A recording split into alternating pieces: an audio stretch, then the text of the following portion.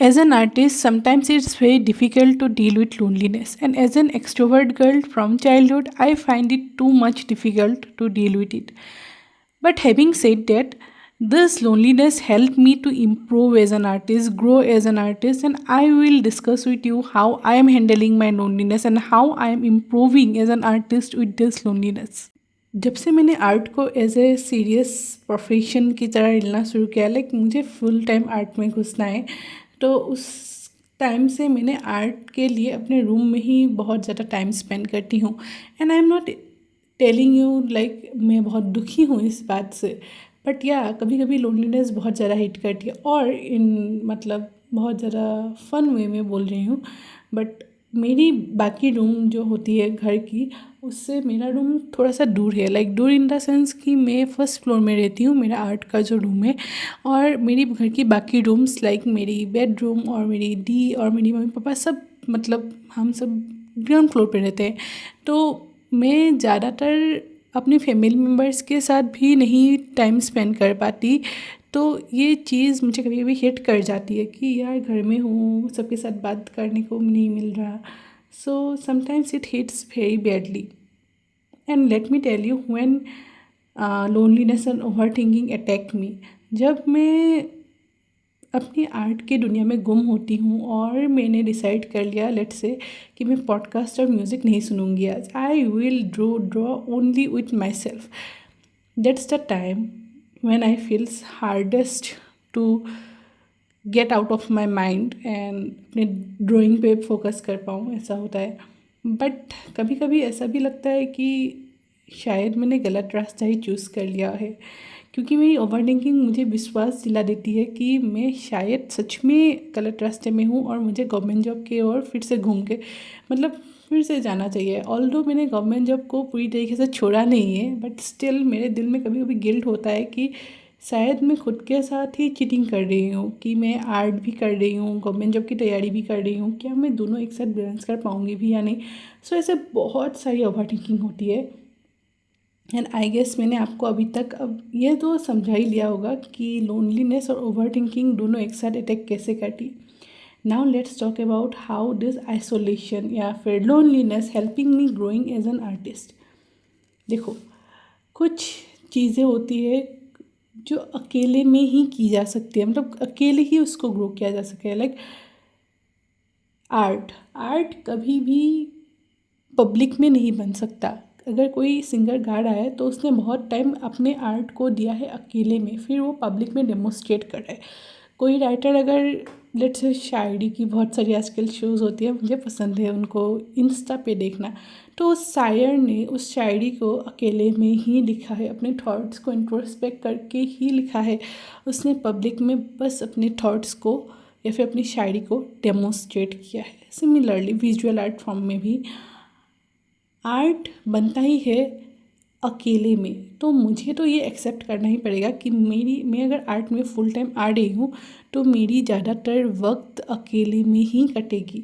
तो once I have accept this thing, then I think मेरा overthinking या फिर मेरी लोनलीनेस थोड़ी हद तक समझ में आने लगती है। बट सबसे बड़ी बात, ये अकेलापन मुझे ये सिखाती है कि मेरी आर्ट मेरे लिए क्या मीन करती है।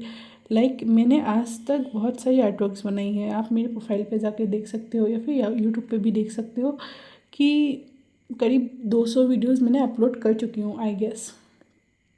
और उन आर्ट वर्क को मैंने क्यों बनाया, उसके पीछे मेरा अटैचमेंट क्या है, क्यों ये मेरे लिए इतना इम्पोर्टेंट है, मुझे नहीं पता। But this art work hits different because इस आर्ट वर्क के बारे में मुझे ए टू जेड पता है, मैं क्यों इस आर्ट वर्क को बना रही हूँ, मैं क्यों इस आर्ट वर्क को ही चूज़ किया। Okay, let me tell you why this art work important to me, so that you can understand my feelings towards my art. Okay, तो आपने किसी बच्चे को खेलते हुए देखा है? लाइक बचपन में एक बच्चा इतना खुद के साथ जुड़ा हुआ होता है कि वो उसे फ़र्क ही नहीं पड़ता कि चारों तरफ लोग हैं, लोग क्या कहेंगे, मुझे जज कर लेंगे कोई, वो बस अपनी धुन में मग्न होता है। वैसे ही ये आर्ट वर्क इसी चीज़ को डिपिक्ट कर रहा है कि हमारा इनर चाइल्ड या फिर हमारा बचपन में हम जैसे थे ना, वो प्योरेस्ट फॉर्म ऑफ लव है अपने प्रति। तो ये आर्टवर्क मुझे यही याद दिलाता है कि मैं भी बचपन में ऐसे ही थी। हाँ, कुछ बच्चे होते हैं कि थोड़ा सा कम शरारत करते, कुछ बच्चे होते हैं थोड़ा सा ज़्यादा शरारत करते, कुछ बच्चे बहुत शांत होते हैं। बट इनमें बहुत सारी डिफरेंटिस होने के बावजूद भी हम लोग जज नहीं करते किसी बच्चे को कि ये बच्चा अच्छा है, बहुत अच्छा है, ये तो रोता ही नहीं है। मतलब कुछ लोग तो बोल देते हैं चलो, बट स्टिल उस मम्मी पापा के लिए, उस बच्चे के मम्मी पापा के लिए उसकी हर एक मूवमेंट या फिर उसकी हर एक शरारत, उसका पहली बार उसकी चलना या फिर पहली बार उसकी बातें करना, ये सब इम्पॉर्टेंट होता है। और वो बच्चे के साथ उसके मम्मी पापा भी उस पल को जीते हैं। सिमिलरली हम बड़े होते होते इन चीज़ों को नॉर्मलाइज़ कर देते हैं। वैसे भी नॉर्मलाइज़ ही हो जाएगा, बट स्टिल हम अपने हॉबीज़ को मारने लगते हैं, हम अपने ख्वाबों को मारने लगते हैं। और इस आर्टवर्क में कान्हा जी जैसे खेल रहे हैं, वो इसी बात को डिपिक्ट कर रहा है कि हमें अपने इनर चाइल्ड को हील करना है। और उस इनर चाइल्ड की हीलिंग अपने बचपन की ट्रू सेल्फ के साथ जुड़ने से ही हो सकती है। मैं ये नहीं कह रही कि अगर आप बचपन में बहुत शरारतें करते थे तो अभी भी शरारत करने लग जाओ, that's an option. But still कुछ लोग सोचते होंगे लोग क्या कहेंगे। फिर आप बच्चों के साथ तो खेल सकती हो ना, आप बचपन में खेलते थे। आप खुद सोचो, अगर किसी बच्चे के साथ कोई खेल रहा है तो उस बच्चे को कितनी खुशी मिलती है। तो उस बच्चे के साथ खेलो, या फिर कुछ नहीं तो किसी की हेल्प कर दो। किसी ऐसा ऐसा भी हो सकता है कि आपके आसपास में अपने घर में कोई बच्चे ना हो, तो अनाथ आश्रम चले जाओ, वहाँ पे जाके बच्चे के साथ खेल लो, कुछ दान कर दो इफ़ पॉसिबल। या फिर उनको बस, अगर आप बहुत ज़्यादा टीचिंग करने में यकीन रखते हो तो आप उन्हें कुछ सिखा भी सकते हो। कुछ नहीं तो अपने लाइफ के बारे में ही कुछ सिखा दो, है ना। मुझे बच्चों को इतना टेंशन देने की ज़रूरत नहीं है, बट स्टिल उनके साथ अपने हॉबीज़ को शेयर कर सकते हो, उनके साथ अपने दुख को बांट सकते हो। And trust me when I am saying this, बच्चों से ज़्यादा प्यारा और बच्चों से ज़्यादा समझदार कोई नहीं होता। वो बिना कुछ पूछे आपको हील कर जाता है। तो बस ये आर्टवर्क यही बता रही है कि अपने इनर सेल्फ से जुड़ो, अपने इनर चाइल्ड को हील करने की कोशिश करो। और वो आप अपने हॉबीज़ को फॉलो करके भी कर सकते हो, या फिर किसी और को अपने हॉबीज़ को फॉलो करने दे कर भी कर सकते हो। कई बार ऐसा होता है हमारे मम्मी पापा हमें अपनी हॉबीज़ को फुलफ़िल नहीं करने देते, फॉलो नहीं करने देते, अपने पेशन को फॉलो नहीं करने देते। I am not saying they are wrong, they are doing it, क्योंकि जैसे कि जाकिर खान ने कहा है, वो हमें गरीब नहीं देखना चाहते। बट अपने हॉबीज़ को फॉलो करने, बट आप किसी और को अपने हॉबीज़ को फॉलो करने के लिए हेल्प लो कर सकते हो ना, as a growing man, as a growing women, जो भी है। तो हाँ, ये आर्टवर्क के बारे में मैंने उसी वक्त रियलाइज़ किया जब मैं अकेली थी, खुद के थॉट्स को इंट्रोस्पेक्ट कर रही थी। क्यों ये आर्टवर्क मेरे लिए इतना इम्पोर्टेंट है ये समझ रही थी, तब मुझे जाके पता चला कि this artwork is healing me and my inner child. और साथ में एक चीज़ और, कान्हा जी के साथ मेरा रिश्ता बहुत अलग सा है, मैं कह सकती हूँ। क्योंकि कान्हा जी, इंटरेस्टिंगली कान्हा जी की ही आर्टवर्क हमने अपनी आर्टवर्क मतलब वर्कशॉप में पहली बार बनाया था। एंड तब से मुझे एक आदत लग चुकी है कान्हा जी की आर्टवर्क बनाने की। तो मैंने बहुत सारे आर्टवर्क बनाए हैं, कुछ बहुत अच्छी बनी है, कुछ थोड़ा सा अच्छी मतलब और एवरेज बनी है। उस टाइम पे तो बहुत अच्छी लग रही थी, बट अभी मुझे एवरेज लगती है। तो हाँ, तो ये चीज़ है कि आप अगर किसी से कनेक्ट कर पा रहे हो तो उनको उनके साथ टाइम स्पेंड करना भी अच्छा लगता है। लाइक कान्हा जी के साथ कान्हा जी की आर्टवर्क को ड्रॉ करना मुझे अच्छा लगता है। हाँ, मैंने अभी बहुत सारी बातें अपनी कान्हा जी और मेरे बारे में या फिर मेरी आर्टवर्क के बारे में बताई है। तो ये मैं बस इतना बोलना चाहती हूँ कि मेरी ओवर थिंकिंग ने ही मुझे इतना काबिल बनाया कि मैं इस आर्टवर्क को इंट्रोस्पेक्ट कर सकूँ, इसके बारे में जता सकूँ। सिमिलरली ये सब कहते हुए भी मैं इतना तो कहना चाहूँगी कि जब हम अपने फैमिली मतलब फ्रेंड्स और फैमिली मेम्बर्स को घूमते हुए देखते हैं, उनको फ़न करते हुए देखते हैं, अपना मन तो बच्चा है जी, तो मन बोल उठता है कि छोड़ो सब कुछ और चलो फ़न करते हैं। हाँ, दिमाग उसमें अड़ंगा लड़ा देता है और कहता है नहीं बैठो चुपचाप और ड्रॉ करो। बट फिर भी मैं आपसे बताना चाहूँगी कि मैं कैसे अपनी लोनलीनेस से डील कर रही हूँ टाइम टू टाइम, और कैसे मैं अपने ओवरथिंकिंग को थोड़ा सा कम करने की कोशिश कर रही हूँ। और हाँ, मैंने अभी अभी अपना ईमेल मार्केटिंग या फिर ईमेल न्यूज़लेटर स्टार्ट किया है। तो अगर आप लोग मेरी ईमेल लिस्ट में आना चाहते हो, मुझसे हमेशा मतलब हमेशा इन द सेंस मंथली मेरी बातें सुनना चाहते हो, then you can subscribe to my email list, email newsletter, क्या बोल रही हूँ, email newsletter. Link is my description box below. तो हाँ, पहली चीज़ जो मैं करती हूँ अपने लोनलीनेस से बाहर निकलने के लिए वो है घर से बाहर निकलो, मतलब इवनिंग वॉक पे जाती हूँ। घर से बाहर पहाड़ों में नहीं चली जाती। हाँ, वो भी एक ऑप्शन है अगर तुम कर सकते हो तो, बट मैं नहीं कर पाती। हाँ, अपने माँ के साथ मैं इवनिंग वॉक पे जाती हूँ, और मुझे अपनी पड़ोसी आंटियों से बहुत लगाव है। लाइक दे लव मी इतना तो मुझे लगता है, बट यार some of them they must love me.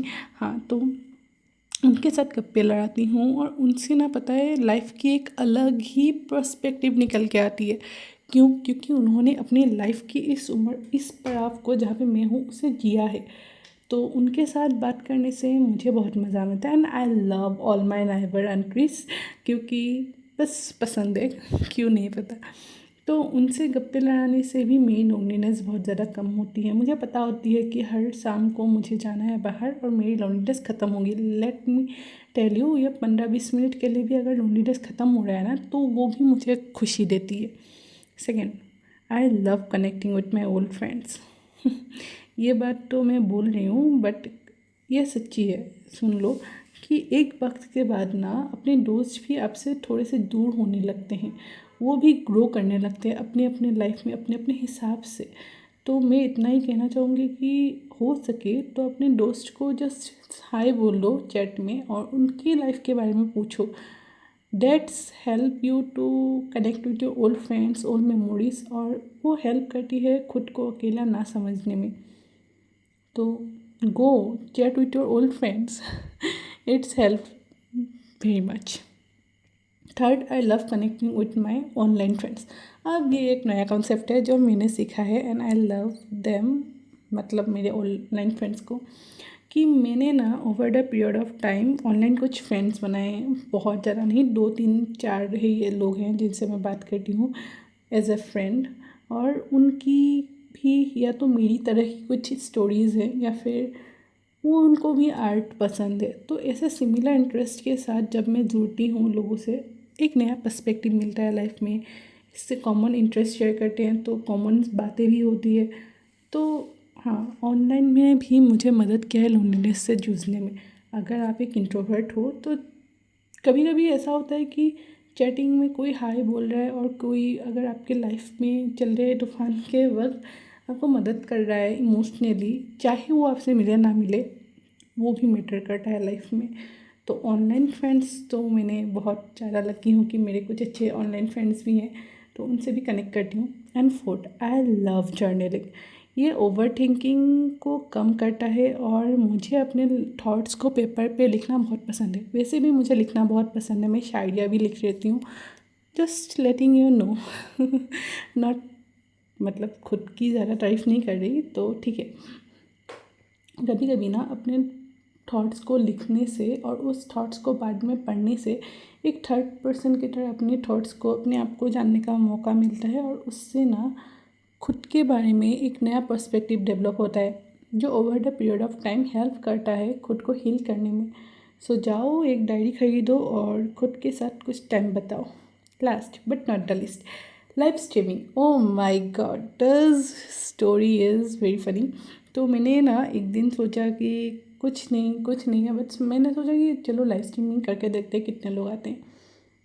On my surprise बहुत सारे लोगों ने ज्वाइन किया, और उनमें से कुछ अच्छे दोस्त भी बने मेरे, कुछ प्यारे प्यारे सब्सक्राइबर्स मिले। और उन सब्सक्राइबर्स के बात करते हुए मुझे जो खुशी मिलती है ना, that's out of my words, and मैं स्पीचलेस हूँ उस बारे में। इतना कनेक्ट करते हैं लोग मेरे आर्ट वर्क को, मतलब देखने में, मैं ड्रॉ कर रही हूँ, इन्हें मैं बातें कर रही हूँ। और काफ़ी टाइम से मैं लाइव स्ट्रीमिंग नहीं कर पा रही because of my poor network issues, but जल्दी आऊँगी मैं लाइफ पे। ठीक है। तो हाँ, ऐसे मतलब आप अपने लोनलीनेस या ओवर थिंकिंग से जूझ सकते हैं। ये कुछ ऐसे तरीके हैं जो मैं अपनाती हूँ। इनमें से कुछ बहुत आसान है, आप कर सकते हो, कुछ थोड़ा सा मतलब एक्सट्रोवर्ट गर्ली का नेचर अपनाना पड़ेगा जो मैं हूँ। तो हाँ, आप इनमें से कौन सा अपने लिए यूज़ करोगी ये भी मुझे बताना। और साथ में अगर आप इस आर्ट वर्क को ख़रीदना चाहते हो या फिर कोई भी कमीशन वर्क देना चाहते हो तो let me know in my WhatsApp और Instagram, links are given below. मैं मिलती हूँ आपसे किसी नेक्स्ट वीडियो में। With love and have a nice day. Bye.